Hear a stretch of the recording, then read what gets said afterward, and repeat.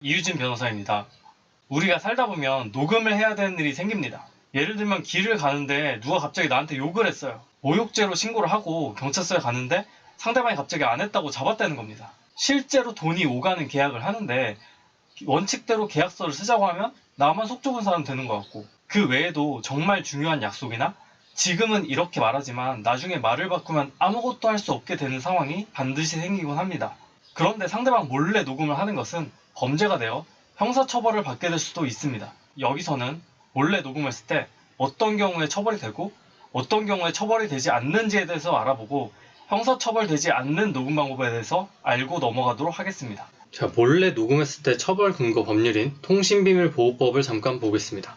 여기서 마지막 줄을 보면 공개되지 아니한 타인 간의 대화를 녹음 또는 청취하지 못한다고 되어 있어요. 여기서 핵심은 이 타인 간의 대화입니다. 이 말은 내가 만약 대화 참여자라면 타인 간의 대화가 아니어서 그 대화를 몰래 녹음해도 통신비밀보호법 위반이 아니라는 겁니다. 이해하기 쉽게 예를 한번 들어볼게요. 나랑 상대방 둘이서 이야기를 하고 있을 때 상대방 몰래 이야기를 녹음하는 것은 처벌되지 않습니다. 내가 이 대화 참여자 중 한 명이니까 타인 간의 대화가 아니기 때문입니다. 여기서 한 명을 추가해볼까요? 나와 파랭이, 빨갱이 셋이서 이야기를 하고 있습니다.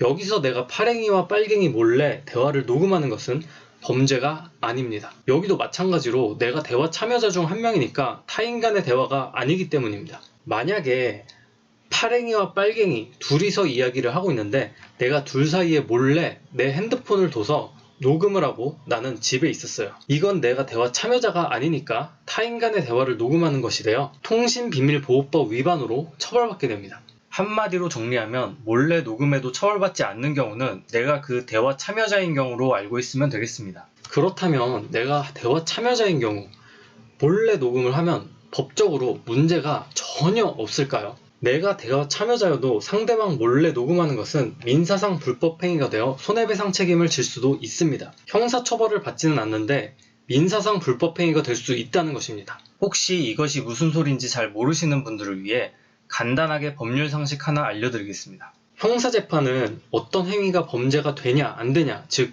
유죄냐 무죄냐를 판단하는 재판이고요. 민사재판은 개인 간의 관계에서 발생한 분쟁을 해결하기 위한 재판입니다.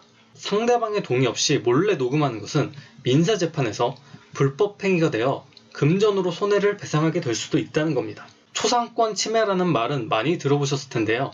헌법에서는 음성권이라는 것도 보호하고 있어서 내가 대화 참여자라도 상대방 몰래 녹음하는 것은 자신의 음성이 자신의 의사에 반하여 함부로 녹음, 재생, 녹취, 방송, 복제, 배포되지 않을 권리인 음성권을 침해하는 것이므로 불법행위가 되어 손해배상을 하게 될 수도 있다는 것입니다. 여기서 주의해야 될 것은 불법행위가 될 수 있다는 겁니다.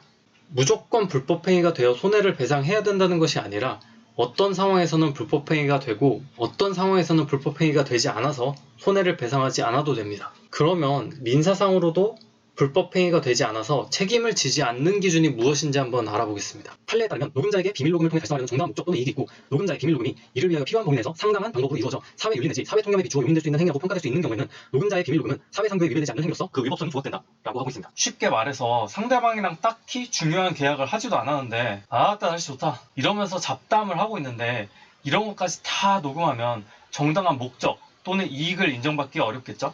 내가 녹음이 필요한 부분은 요만큼인데 하루 종일 몸에 녹음기를 달고 모든 대화를 다 녹음해. 이러면 필요한 범위 내에 있다고 인정받기 어렵겠죠? 판례에서 인정하고 있는 음성권 침해로 인한 손해배상액은 보통 100만원에서 400만원 사이입니다. 그렇게 큰 금액은 아니기 때문에 심지어 어떤 분은 민사상 불법 녹음이라고 하더라도 필요가 있다면 배상액을 감안하고 녹음을 하는 경우도 있습니다. 예를 들면 상대방으로부터 내가 5천만 원을 받을 수 있는데 그에 대한 증거가 녹음밖에 없다. 그러면 그 녹음이 민사상 불법 녹음이라고 하더라도 200만 원, 300만 원 주고 나는 5천만 원 받을 거 받는 게 이익이잖아요. 민사상 불법 녹음은 내가 참여자인 대화에서 상대방 몰래 녹음을 하는 경우를 전제로만 말씀을 드린 건데요. 앞서 제가 말씀드렸던 상대방 몰래 타인의 대화를 녹음하는 통신비밀보호법 위반에 해당하는 녹음은 하지 않는 것을 추천드리는데요. 왜냐하면 형사처벌되는 경우에는 민사랑 다르게 전과가 남고 특히 통신비밀보호법 위반의 경우에는 벌금형이 없어요.